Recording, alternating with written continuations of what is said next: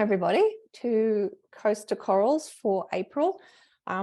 We've moved these to the first Tuesday of the month simply because we sort of had our dates sort of changed, working around things like Valentine's Day, and then it's sort of Easter, and we're like, oh, well, we'll just keep them on the first Tuesday of the month this year just to be a bit different. So Ilian wants to move to the next one for me. Okay, firstly, we'd like to start with an acknowledgement of country, and we acknowledge the traditional owners of the land on which we are all joining from tonight. And because we are all over the place, so Ilya's in Africa, I'm in Bowen, Yolanda's in the Canary Islands, so that's an entirely different group of traditional owners over there. But we like to acknowledge our Australian traditional owners, past, present and emerging. Tonight's event, Yolanda's going to enlighten us on her PhD research on, I guess, talking to the community about the reef and climate change. Sorry, I'm just going to let someone else in. So who are Reef Check? So Reef Check is a citizen science organisation. We're largely volunteers. We do have a few people who are paid, mainly the general manager and the coordinators, and then our team leaders who go out and actually lead our teams in the field. But we rely heavily on both volunteer scuba divers and volunteer ambassadors to not only survey the reefs and monitor the health, but to help educate the public on ways they can help and what the status of our reefs actually are. Okay, so housekeeping, online etiquette. So most of you already have your microphones on mute, so that's lovely, thank you. Videos, we sort of tend to keep them off. That's only for bandwidth, obviously, except for the presenter. Feel free to pop things in the chat. I'll be monitoring that as we go. If you've got any questions and you think you might forget them by the end, pop them in the chat. I'll let Yolanda say whether she wants questions at the end or as we go. We normally do them at the end, but either way, it doesn't matter. And then if you're not on the mailing list and you want to get our e-newsletters on what's happening, just send an email to myself at secsurveys@reefcheckaustralia.org and I can put you on our newsletter mailing list. And then, yeah, if you've got questions as you go, you can use the chat box. Upcoming events. Oh, so much stuff is coming up. Okay. Sunday. So those people on the Sunshine Coast in around Warana, Your Mate's Brewery, we do raffles there every few weeks on a Sunday. They're from 3 till 6, and all of the money raised from those raffles goes to Reef Check Australia, which is really cool. So Your Mates give us some prizes and we get to raffle them off. And there's generally some live music and some really awesome looking food happening there. So come along to that one. That was on the 23rd of April, I think was the next one. Yeah. Nurture Festival, again, this is on the Sunshine Coast at Lake Kawana. That's on the 6th of May. This is a family-friendly, alcohol-free event. Helps support mental health of young people, but it's really a great family fun-filled day, and we'll have a stall there and we'll have some people there. You can pop in and see us at that one. Tickets are pretty cheap too, so I think we've put up a Facebook post. You can buy them through the link on there. We've got, for those up in the Townsville region, we've got a couple of beach cleanups happening on the 6th of May and the 7th of May on Magnetic Island, at Alma Bay and Nellie Bay. If you're interested in those or more information, just email me again, secsurveys@reefcheckaustralia.org, and I could put your name on the list and give you some more information. Prana Fest, this is out at Barumba Deer Park. That's a really cool spot. If you haven't been out there, it's lovely. It's out in the bush, and there's actually platypus in the creek there. And it's in June, so the water's freezing cold, but you can still go for a swim. And it's all about discovering, grow, learn, expand, reflect, and collaborate. A wellness retreat. And Reef Check is a charity of choice for that one. The Logan Eco Action Festival, this is on at Meadowbrook campus of Griffith University on the 4th of June. Again, we're going to have a stall at that one. So if you're down Brisbane way, pop along to that festival. It looks like they're going to have some really awesome stalls at that one, all about sustainability. And World Oceans Day, Thursday, 8th of June. So we don't have anything special planned at this point, but keep your eye on our e-news and Facebook in case we do. Otherwise, I'm sure there's plenty of other activities out there that you can join in on. And then the Caloundra Music Festival. So we're excited that we're again going to be part of this event, 29th of September to the 1st of October. Not sure whether tickets are on sale yet, but we will have a stall there again. So pop in and see our team. And then next month, we've got Abigail, I apologise if I pronounce this wrong, Turnlund, PhD candidate at UQ, and she'll be talking about microbes and coral larval sediment. So don't forget to register for that one as soon as I put it up. So how can you get involved in Reef Check? Well, you can become an ambassador, or if you're a suitably qualified scuba diver, you can do our scuba surveyor course. And then there's also the option just to join in a cleanup. Follow us on the socials and you'll see when they're happening. So often we need people for beach cleanups, etc.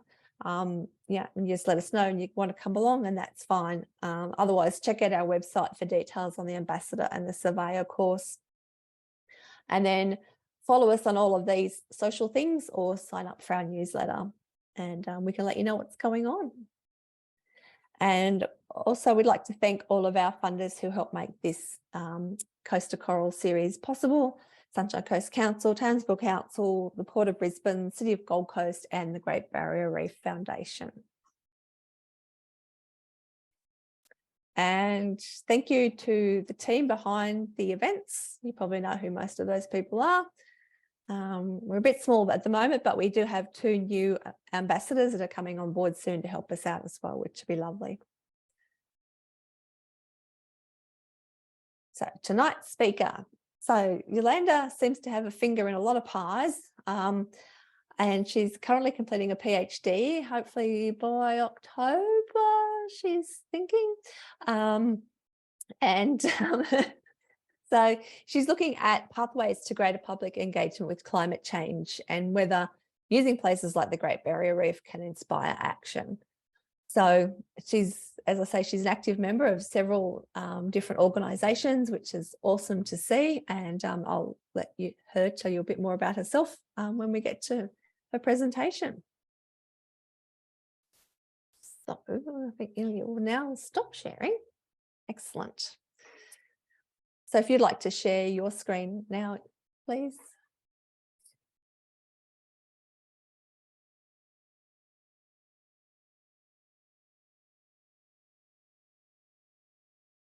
Excellent. Except you're on mute, Yolanda. Oh, sorry. I didn't do that. Good. Thanks for the introduction. You guys have so many events coming up. I wish I was in Australia so I could come. Yeah, okay, well, I'll get started then. Thank you, Julie and Ilya, for having me and for organising this whole series. It's really cool. I know that COVID's kind of over, but I still love that online webinars are still such a thing. But I think they're really great, even though I forget to go to them a lot as well. But yeah, so today I just wanted to kind of talk about, last year I did most of my fieldwork, my PhD, out on the reef. And I've kind of started putting all that together and writing up the papers and getting the results and the summaries. And I kind of want to share this little part with you because I think it's the part that is, for me, I think the most useful, the most practical of our findings so far, and how people can take on our lessons about climate change communication on the reef, and kind of lessons we can learn to make that more effective with the public and with tourists specifically. So yeah. When it wants to change screen. Yeah. I just would also like to acknowledge the Gimwa Wallabarri Yidinji and Irraganji as the traditional owners of the land where this research was conducted, as well as all the First Nations people who have watched over the Great Barrier Reef for millennia, and extend that to all the traditional owners of the lands that we're all watching from today. So my research is a little bit in a mix of disciplines. It's a bit of environmental psychology, it's marine social sciences, behavior science, climate change communication. And I kind of arrived here. I took a few years off between my undergrad and PhD now to go and work in the dive industry, to travel and work up in the reef in Indonesia and around the place and just kind of get away from uni for a while, which I highly recommend. But it was in that time that I did develop a lot of the questions that I was having about climate change and about the reef and our favorite marine places. And I noticed that in these spaces, in the dive industry, in this dive world where everyone's really, really passionate about the ocean, right? There's a lot of passion there, and it's kind of, you could really see it starting to grow in terms of like people being really keen on doing dive against debris, picking up marine debris, people getting engaged in conservation courses. For example, up in Indonesia, there's now a lot of tourism courses, which are selling like crazy. So of coral restoration, turtle conservation, shark conservation, any of those PADI aware courses you might be familiar with. Those things are really popular. So there's a lot of passion there. But what really shocked me in that time was that I really distinctly remember, like, someone asked me, they were like, oh, but like, because I brought up something about the reef and climate, and they were like, oh, like, what's happening? Is it really, like, how big is the threat? And I was like, oh, it really surprised me that wasn't as top of mind as some of those other issues, which, as someone who had studied climate change and impacts on marine environments, it was like, oh, wow, it's just not quite, the connection's not there. And then when I came back to start my PhD, my supervisor had been looking at similar things, and she was like, you're right, there's a huge disassociation between taking action for climate and protecting marine ecosystems. So that's kind of where this whole thing came from. And it's kind of a tricky topic because the ocean and climate change, getting people engaged in those issues, in ocean conservation issues and climate issues, is really difficult for similar reasons. So the ocean is, for the longest time, it's quite out of sight, out of mind, right? It's huge. It's very unfamiliar for a lot of people. Most people don't know the ocean besides their local beaches. Divers maybe know it a little bit more. They know it a little bit deeper, but still there's 95% of the ocean unexplored. So the ocean is mysterious and deep and unknown for a lot of people, which makes it very difficult to connect them with actions to protect the ocean. Only kind of in the recent 10 years have we seen people really get involved in getting rid of plastic pollution, overfishing, all that, because we can start to really see the impact directly. And so this is why getting people to take action in the ocean has been quite difficult. And climate change is the same thing. Climate change is this, even though now we're seeing climate impacts every day, for a lot of people, particularly in Western, whiter, wealthier societies, it's still very distant in space and time. Doesn't matter how many big events we have, it's still something that will happen to future generations and other people in other countries. So it's quite distant for a lot of people psychologically. It's also abstract. You can't really see emissions in the air. So that makes it hard for people to connect what's actually happening. And it's global. When it's a global issue, when it affects this global commons like the ocean, it's quite hard to see how you can make a difference. So it's quite, oh, it's everyone's job, but it's not mine. So for these reasons, the ocean and climate change, it's quite difficult to engage people in either of them, let alone both. So that's kind of where the tricky bit is. And so a lot of research has gone into, well, if distance is the issue, if people are having trouble connecting issues, why don't we just throw them in there? You know, why don't we just get people to see the ocean? If they can see it, they can connect with it. Same with climate change. If they could come and see some climate impacts firsthand and connect, maybe that can help overcome some of those barriers to people engaging with action.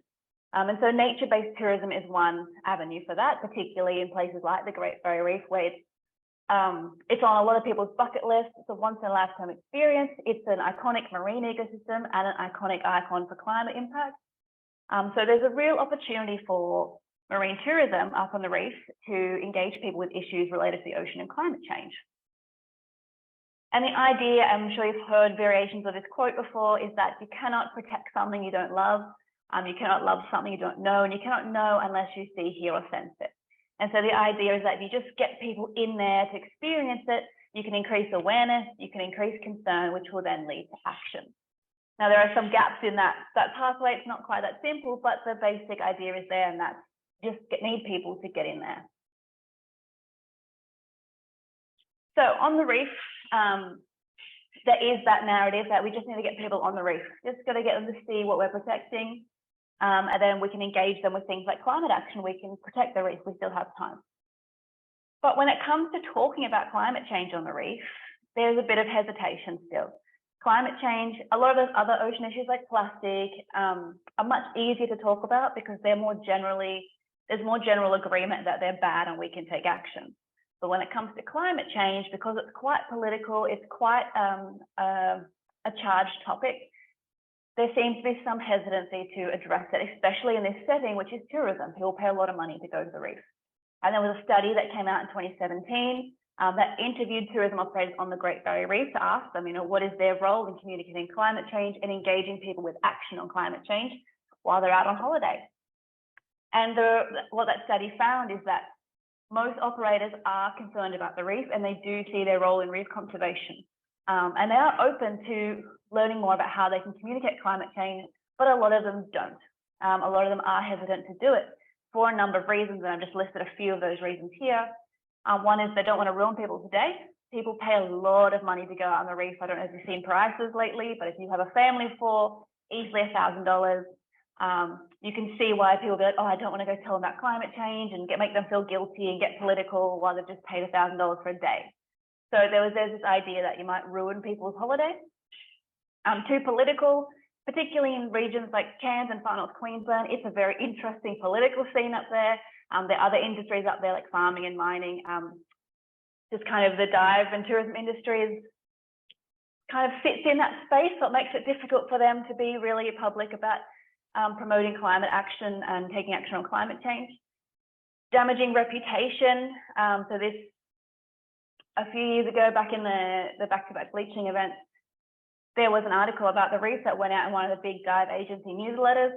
And there was, I remember because I have family members that work in there and they were like, who published this? It was about climate change, it was about the reef dying. And there was this real concern that it would damage the reputation of the industry in that we might be wrecking the reef and it's not worth coming here anymore. That, I guess, is similar to changing visitor perceptions. A lot of people, if they hear the reef's dead, they're going to think the reef is dead. It doesn't matter because most people have never seen a reef before, they come and see it. They've heard the reef's dead, they go, oh yeah, I knew it was dead, even if it was the most beautiful reef you've ever seen. This literally happened last year when I was out doing field work. We had a stunning day on the reef, glass out, beautiful riz.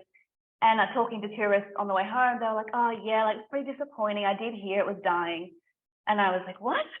What reef were you looking at? Like it's really healthy, but it really changes how people see the reef. So I guess tourism operators want to avoid putting that messaging out there that climate change is affecting the reef, X, Y, Z. So, but there hasn't actually been any evidence that this is the way that visitors think and that talking about climate change in this setting is a bad thing. So we set out to test it. So what this study looked at was if we put really triggering climate information on the boat, on people's holiday, what happens?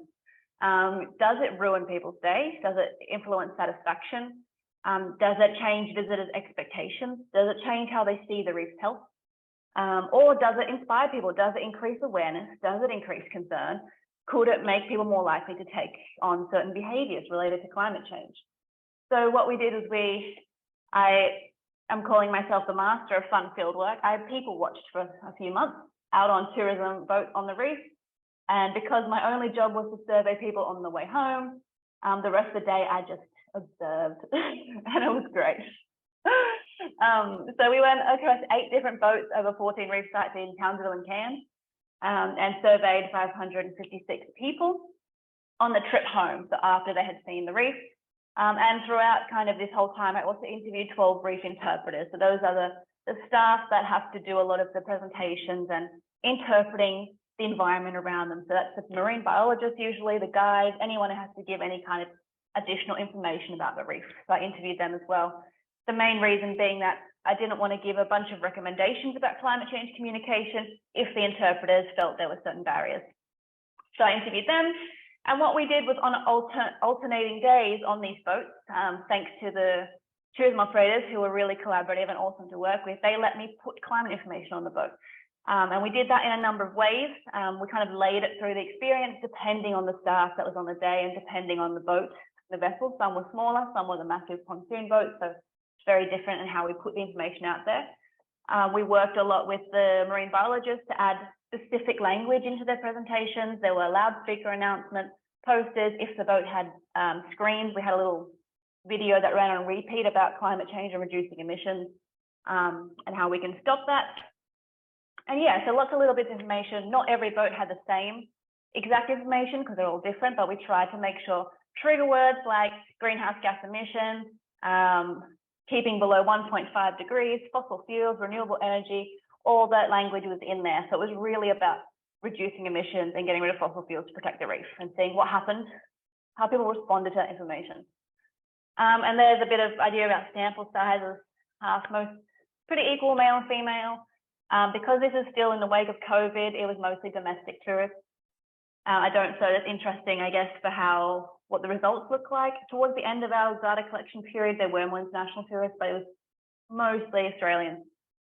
Half first-time visitors, and most people with that climate belief down the bottom there is belief that climate change is caused by humans. So most people did agree with statements like that, which is good. So the first kind of bit of results. So for the boats that we did put climate change information on, this is what we found. And some of these results we're still kind of interpreting and going back through the data, but this is just an idea of what it looks like. So the first one is that those people that were exposed to that information about climate change were more likely to report high levels of satisfaction, particularly on days with lots of marine life, iconic marine life, that's your turtles, your Nemos, your Maori wrasse, etc. So on days with lots of marine life is out and about, or on days where the weather was terrible, which I think to me makes sense because on days where it's really windy and rainy, everyone goes inside the boat, everyone listens, and in that kind of environment, having a talk or information is just an additional product in the experience, so something extra to do. So in those kind of conditions, having this information increased visitor satisfaction, which is great. Except the next one, we did find there's a relationship between lower satisfaction, climate information, and days with lots and lots of people on board. And that high pax is like 200, 300 people on some of those big pontoon vessels. So I'm still trying to tease apart why that is and what's happening there, but that was just one example of why it might decrease people's satisfaction. Not decrease, but less. The next one is also really interesting. People who were exposed to the climate change information were more likely to say that the reef's health was better than they expected, particularly on days where they saw a lot of iconic marine species. So we asked people, in your opinion, what did you think the reef's health looked like today? And we asked better than expected, about what I expected, worse than expected. And so on days where people were given this information about climate change, they were more likely to say the reef was better than they expected. And I do think this is because in that information about climate change, it's explained to people the whole process of bleaching and climate change, and that bleaching is not dead. The reefs are resilient, they can come back. The Great Barrier Reef is huge, some parts are doing better than others. Having that kind of information, putting the reef site in context for people instead of the whole thing's dead, I think really does change people's. Great, thanks Tracy. No worries. Okay. I can't remember what's up to, I was distracted. Main point was that climate information it has potential. It can possibly have increased satisfaction. It can influence for the better people's perceptions of the reef's health.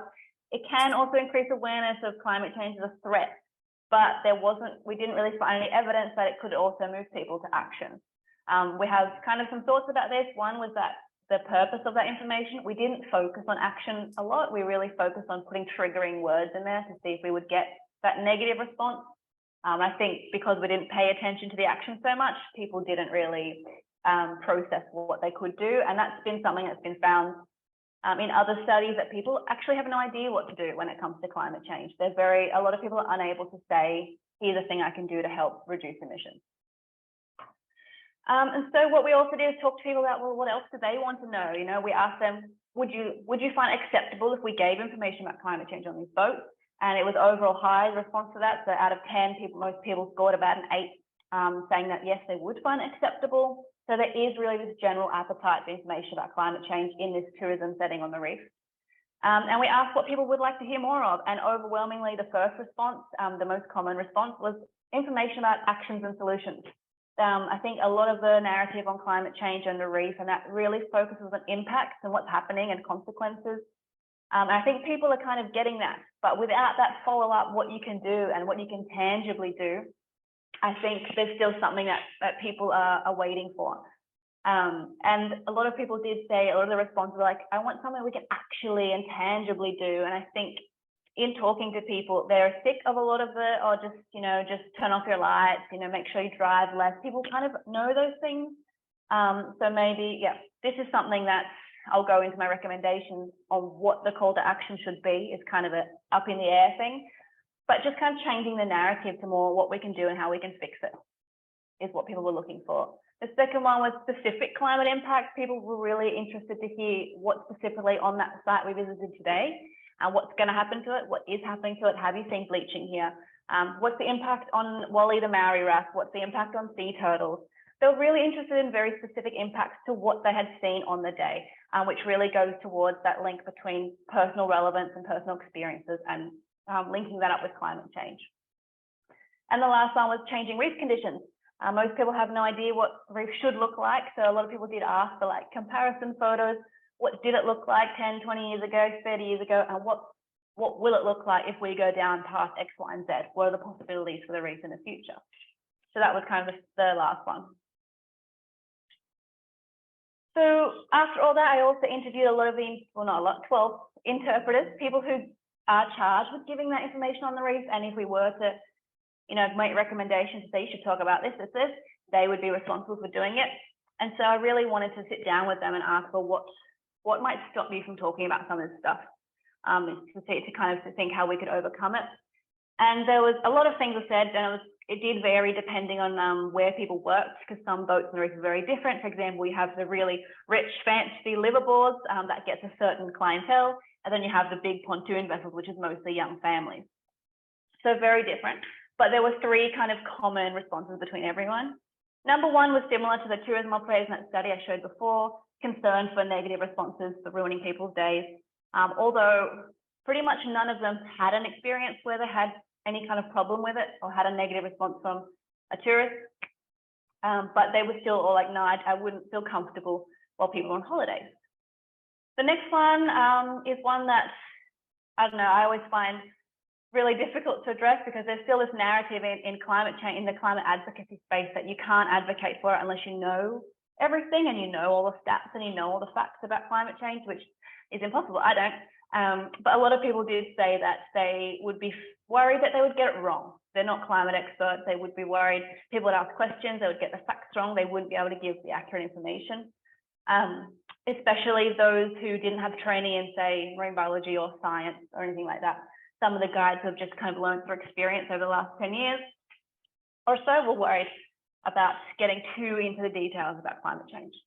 And the last one is one that is also very interesting, is that I got a lot of responses like, oh, I wouldn't feel comfortable at work, or like my bosses told me to just be careful about speaking about bleaching.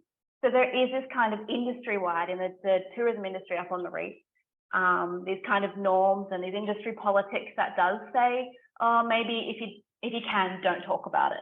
And so with that being the overarching kind of context that these interpreters are sitting in, it can make it hard for them to, even if they want to, which I did get from those interviews, that most of them are motivated, they do feel responsible, they do want to talk about it. But at the end, they are at work, and so they don't want to put anything at risk. So that is also a barrier to talking about climate change more on these boats. So what? So all this together, it is really clear that tourism operators have a really, they're in a really unique position to engage people on climate change, especially now that tourism is picking back up. There's lots of visitors to the reef. But there are kind of a few things that kind of from our research that we think can help. This is our recommendation into getting this kind of information on the boat. So number one would be tailor the information to the site visited. The more specific, the more you link it to people's days, I think the more likely it is to kind of really enter people's minds. Number two, incorporate multiple sources of information. I really regret, this is my lesson in data collection, not putting down how many sources on each boat I put, because we had like 5 or so, but then changed it depending on the day and the staff. And we made sure at least 2 or 3 were on there. But I wish I'd written down if there was a difference between lots and not lots. But this has been found in the literature generally that kind of layering that information throughout the day, not just one presentation, tends to be more effective. So making it, ingraining it into part of the experience. That, hey, we talk about climate change on this boat. In the tour out on the reef, climate change. On the boat, climate change. Just so it's part of the day. The third one, and this is kind of a tricky one, provide strong and clear calls to action. Across the boats that I went on, the ones where I didn't change anything, the calls to action across all the boats are very different. They go from very vague calls to action to, you visited the reef, you've already done your part. That kind of thing. Some call for citizen science, some call for general sustainability behaviors, reduce, reuse, recycle. Some just kind of focus on on-site behaviors, like tell people don't touch coral. The best thing you can do is use reef safe sunscreen, and so on. They're all very varied. And while all good actions, not specifically related to climate change and reducing our emissions. But then when it comes to what actions they should be, that's a real gap, especially in that context. That's something that I think needs a lot more attention. Could be more testing, kind of working with the tourism industry to figure out what those calls to action should be. And the QR code I have on the screen is what I offered people at the end of the survey if they would like to know more about climate change and actions. It is just my personal things that I like to share with people. It's built on everything that I've researched, but it's not research-based. It's just my personal preference and the actions that I like to promote. But what those call to action should be in that context of tourism on the reef is kind of a tricky one. And if anyone has suggestions or ways to go about it, I think that would be something really useful for operators on the reef, and what would be a strong and impactful call to action that people would take on board. So a bit of a gap there still. Number 4, a limitation of this study was, I don't know what happened to people when they got off the boat, which is a kind of a problem with this kind of research generally, measuring experiences and impacts on behaviors. I would love to have followed people around for a week and figured out what happened, but I didn't have the resources to do that.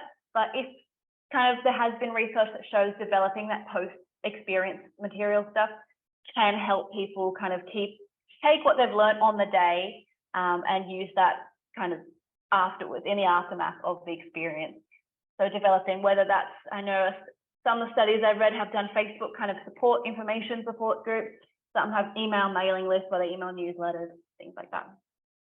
And the last one's probably the trickiest one, but to really kind of urge the industry to promote a climate positive culture in the workplace. Let your workers know it's okay to talk about it, we support it, and to really kind of become a leader in this climate space so that people do feel comfortable talking about climate change or promoting action in that setting, because if they don't feel comfortable, it's not going to happen. So that's really important as well. And yeah, that is all. Thank you. Happy to take questions or repeat something if I spoke really fast. Yeah. Thank you, Yolanda. That was awesome. If anyone has any questions, just let us know in the chat box and we can field them to Yolanda.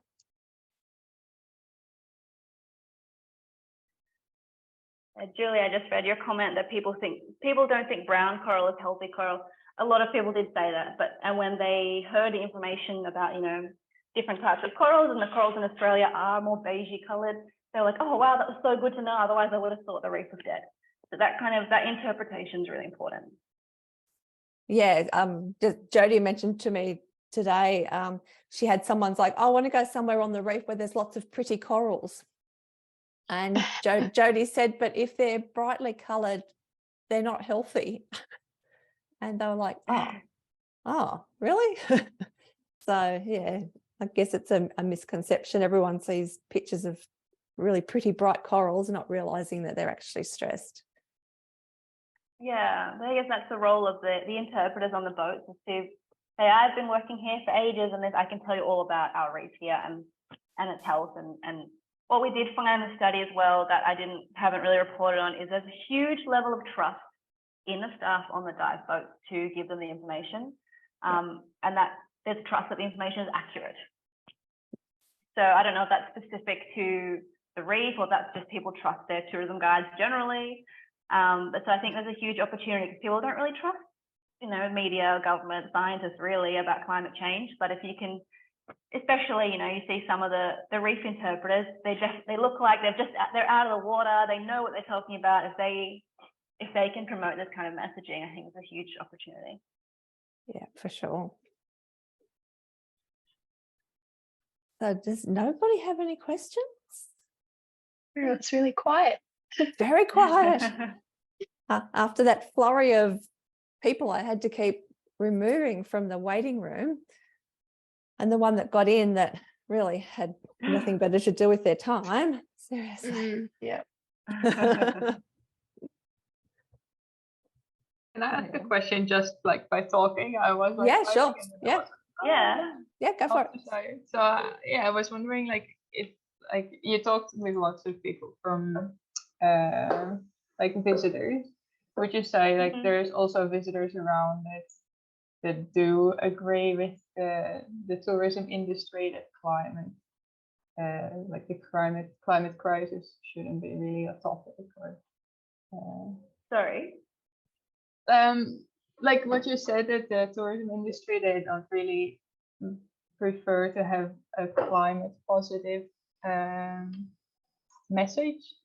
Would you say that also visitors would agree with that, or that visitors want a climate kind of that visitors also operator. think that shouldn't be really a topic, or they find it too political? Or no, I found most visitors are really open to it, and I think they're extra open because I think you're in a totally different mindset when you pay to go on holiday for a day. You're like, yeah, I'm going to learn about the reef today. I'm never going to do it again. And most people, I got a few people who were really funny to talk with, who were like, nah, I don't want to talk about it today. But there wasn't anyone that was really like, no one had a really strong negative opinion. If they were like, I don't really want to engage, they just kind of didn't engage. But there's actually a different study was done last year by Reef World and Greenfin, a survey with recreational divers. And they found that most people are looking for companies now that are environmentally or climate certified, or whatever that means. But a lot of people are concerned about greenwashing and don't know how to identify what is an eco company or not. So that stops them from making the decision, which is interesting. So that want is there, but when people don't know if people are lying or not, they just kind of go, okay, maybe I'll choose my operator another way. But I think in general, people are really open to it. And there's a small percentage, like we ask people, what would they like more information? I think out of the 200 people that gave written answers, 2 people were like, no, I'm on holiday. So that's a good indication that there's people there that obviously don't want to, you can't please everyone. But the huge majority is really, and that reflects Australian polls and global polls that have said things like people are open to it now. Most people are aware, they're concerned, they want to learn, and they want to know how they can help. Yeah, you want to present this data to the governments, and the tourism operators, the big organizations? Yes, I'm working on a summary report to go back to operators and work with them, and see if we can develop something out of it. So those calls to action, what could we put out there?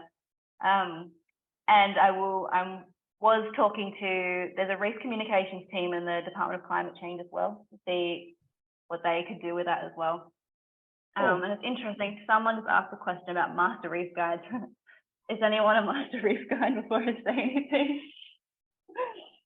So the master reef guides, interesting. Quite a lot of people that I interviewed were master reef guides. They're lovely. The program's fantastic. But they are, and I'm interested to see how much it's changed since we changed government last year, but they are a government organization. So their messaging has to be very strict, and it has to fit with what the current government is saying. And so they are allowed to talk about climate change and bleaching. And what I find is what they do, and I think it's what they've been kind of taught to do, is they frame the climate change and bleaching story, what's happening to the reef, But when it comes to calls to action, the calls to action are not climate related. They're more about local resilience, local reef sites, all those actions that I mentioned before that are less kind of political for people, because they're not allowed to say, hey, we want to stop all new coal and gas expansions. They're not really allowed to say things like that. So they kind of paint this climate story, but then their calls to action are still good calls to action. But I guess what I'm looking at specifically in my thesis is, can we get people to take specifically action on climate change through the reef? So yeah, I'm still trying to work with the master reef guides, but the lady who's leading it has been hard to work with. not super open to it yet, but I'm working on it. Yeah, which is why I like to work with the operators to figure out what the call to action would be, to have them make sure everyone's on board, but that they're also impactful and they're things that people will take on. So yeah, that's Excellent.